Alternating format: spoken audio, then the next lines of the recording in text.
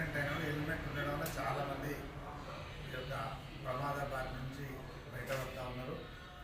ఏదైతే ప్రేమ్ టైలర్ గారు మన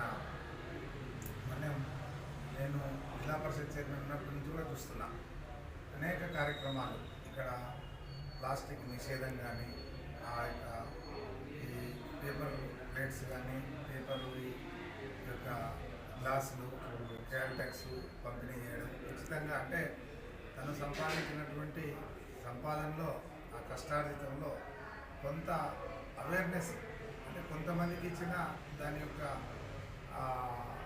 ప్రభావం ఆ బ్యాగులు వాడడంలా ఇవన్నీ జరగడంలా సమాజానికి ఎంతో కొంత ఆయన ఈ యొక్క మంచి చేయాలనే ఉద్దేశంతో ఈ యొక్క కార్యక్రమాలు చేపడతా ఉన్నారు. చెట్లు నాటే కార్యక్రమం అయితే రోజు పాల ఉత్పత్తి కేంద్రంలో కూడా అక్కడ ఆ పాలు తీసుకున్న క్యాన్లు, అంటే ప్లాస్టిక్లలో వాడడం ఇష్టం అట్లా క్యాన్లు చేయడం జరిగింది. అట్లా అనేకమైనటువంటి వారు చేస్తూ ఉన్నారు. వారికి అనుభూతి జిల్లా ప్రజల తరఫున మేమందరం కూడా వారికి అభినందిస్తూ ఉన్నాం. బీజేపీ పార్టీ తరఫున ఈ కార్యక్రమంలో మాతో పాటు నారాయణ గారు, పెద్దరాజు గారు, కుమార్ గారు వీళ్ళంతా కూడా పాల్గొనడం జరిగింది. మేము ఈరోజు చాలా మంచి రోజు, ఎందుకంటే అంబేద్కర్ జన్మదిన సందర్భంగా దేశవ్యాప్తంగా కూడా వాడల వీధిన రాజ్యాంగ దినోత్సవాన్ని కూడా చాలా ఘనంగా జరుపుకుంటూ ఉన్నారు.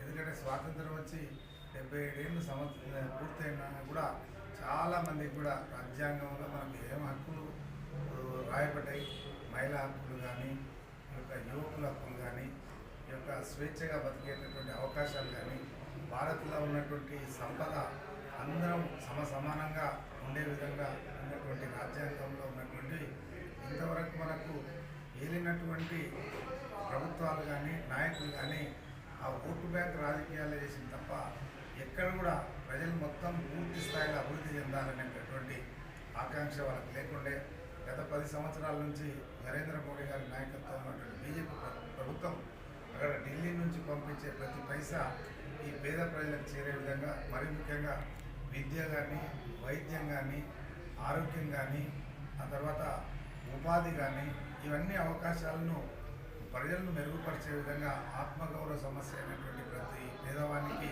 ఇంటి కల కానీ ఇవన్నీ కూడా కేంద్ర బడ్జెట్లో పెట్టి 10 ఏళ్ల నుంచి కూడా ప్రతి సంవత్సరం 3 కోట్ల మందిని టార్గెట్ పెట్టుకొని ఆ పేదరికం నుంచి బయటకు వేస్తూ ఉన్నారు. దానిలో భాగంగా మన ప్రాంతంలో కూడా చాలా పెద్ద ఎత్తున నిధులు రావడం జరిగింది. ప్రజల్లో అవేర్నెస్ లేదు.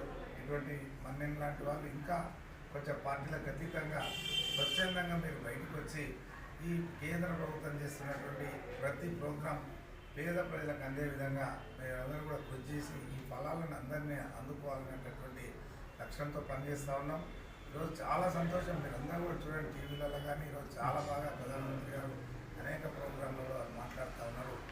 ఏదైతే రైజింగ్ ఇండియా అంటే అభివృద్ధి చెందిన భారత్, అభివృద్ధి చెందుతున్నటువంటి భారతదేశం ప్రపంచంలోనే అతిపెద్ద ఆర్థిక వ్యవస్థగా ఈరోజు 11 నుంచి మొన్న కొత్త ప్రభుత్వం ఏర్పడ్డాక 5కు వచ్చి మన ఈ మధ్యన 4కు కూడా వచ్చి చాలా వేగంగా దూసుకుపోతుంది.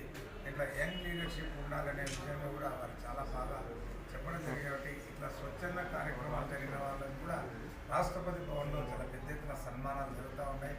ఈరోజు మనకు మన్యానికి కూడా 100% గుర్తింపు వస్తుందని నేను అనుకుంటా ఉన్నాను. కాబట్టి మీరు చేసినటువంటి కార్యక్రమాలన్నీ కూడా ఇంటెలిజెన్స్ ద్వారా ఢిల్లీకి చేరవేస్తే మన ప్రాంతం వారు కూడా ఒక బహుమతి అనుకుంటా ఉంటే మాకు అందరూ కూడా గర్వకారణం ఉంటుంది. మనం ఇటీవలనే చూసినాం, మనకు మందకృష్ణ మారేవ్ గారికి కూడా పద్మశ్రీ అవార్డు దక్కడం అంటే చాలా గొప్ప విషయం. ఇంతవరకు ఎవరు కూడా ఆ రకంగా ఒక ఉద్యమకారుని, అంటే వారు చేసినటువంటి సామాజిక ఉద్యమం అది కరెక్ట్ అయినది, అది అని ఈరోజు ప్రభుత్వం తీసుకోవడం జరిగింది. కాబట్టి ఎవరు కూడా నిరాశ చెందకుండా ఈ రాజ్యాంగ ఫలాలు ప్రతి ఇంటికి చేరే విధంగా ఇవన్నీ మనకు నరేంద్ర మోడీ గారి నాయకత్వంలో ఉంది. కాబట్టి ఈ నాయకత్వాన్ని బలపరిచి మనం అందరం కూడా ఈ దేశ అభివృద్ధిలో కీలకంగా ఉండాలని ఆశిస్తూ నాకు ఇచ్చిన అవకాశాన్ని